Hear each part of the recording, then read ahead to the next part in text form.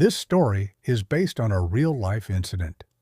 His GPS went silent at 2:13 a.m., just vanished from the live tracking app his sister had open on her phone, a bright blue dot that had been steadily moving along Route 119, pulsing in real time as 29-year-old Nathan Hale drove through the back roads of northern Wyoming after visiting his best friend's bachelor party in Laramie.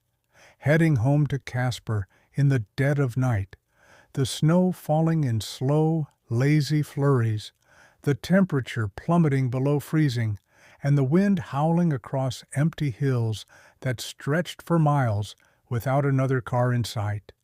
But everything had seemed fine until that precise moment when the signal blinked off, his last recorded position showing him about 5 miles past a roadside diner that had closed down years ago, an area known among locals as Devil's Mile because of a long history of odd accidents.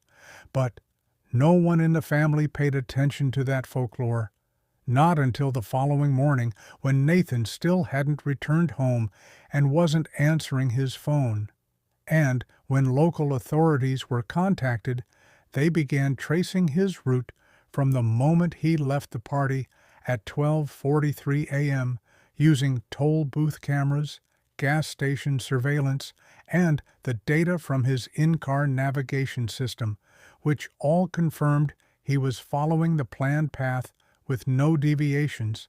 until the point of signal loss, which occurred in a dead zone with no cell towers and minimal satellite coverage,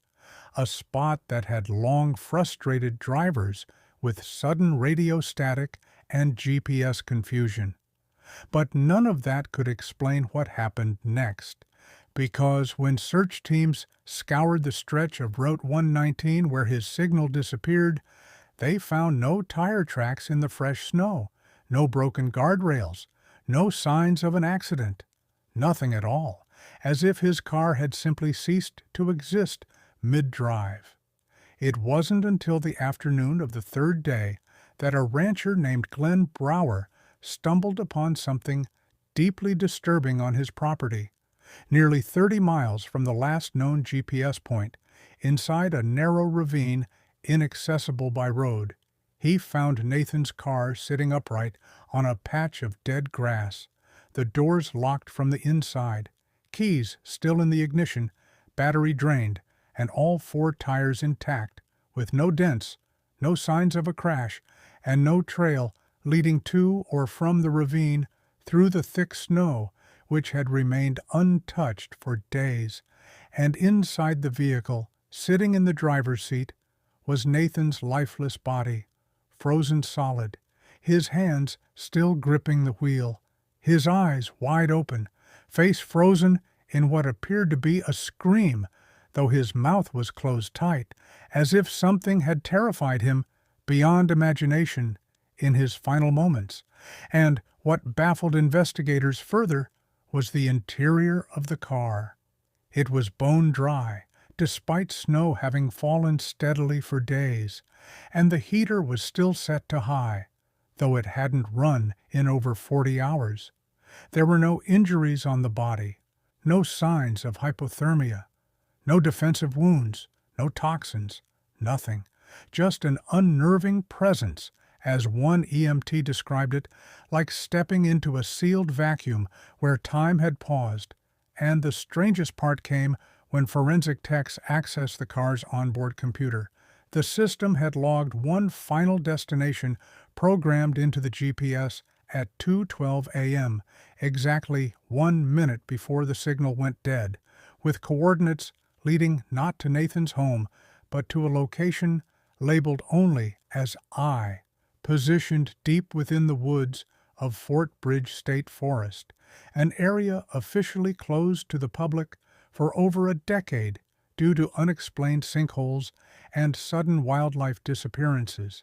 And when authorities tried to access that forest path, every attempt was thwarted by malfunctioning drones, dead batteries, and strange compass errors that spun in slow circles before going blank. Further analysis of Nathan's GPS unit showed a glitch at exactly 2:13 a.m. when the map zoomed out on its own, panned eastward for 0.6 miles, and froze, leaving behind an image of the woods with no roads, just trees, and an odd circular clearing at the center, which analysts claimed did not exist on any satellite record. And when they tried to replicate the glitch, the unit's screen cracked down the center and shorted out. This prompted deeper investigation by tech specialists who pulled the last few seconds of Nathan's dashcam footage from the black box backup, which revealed something truly terrifying.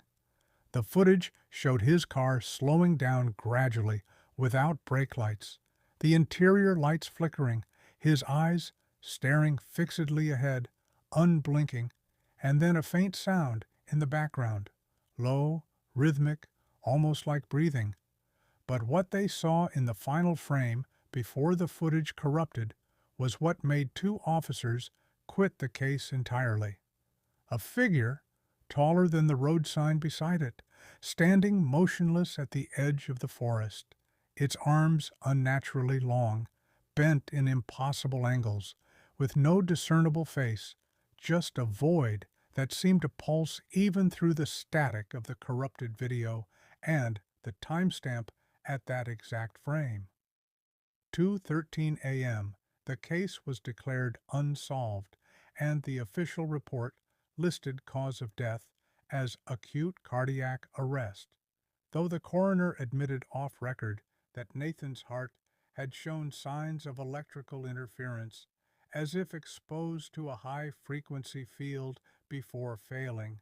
which made no logical sense given the lack of equipment or EMF sources. His funeral was quiet, attended by family and friends, but what haunts them to this day isn't just the lack of closure. It's what they found on his phone weeks later after it was recovered from the car's trunk in a plastic bag, powered off but strangely warm to the touch. And when the data was recovered, they found only one new file saved at 2:14 a.m., a voice memo with 20 seconds of silence, followed by Nathan whispering, "He sees between the lines," and the sound of something knocking once, twice, then a long scrape, after which the audio cut out and the file corrupted itself, looping a fraction of his whisper again and again. Seas between, until the system wiped itself clean. Now, truckers and travelers avoid that section of Route 119 after midnight, and some say if you stop near mile marker 34 and listen closely, you can still hear static humming through your radio, even when the engine is off, and some have even claimed to see a car idling far out in the field. Headlights dim, driver motionless, just watching.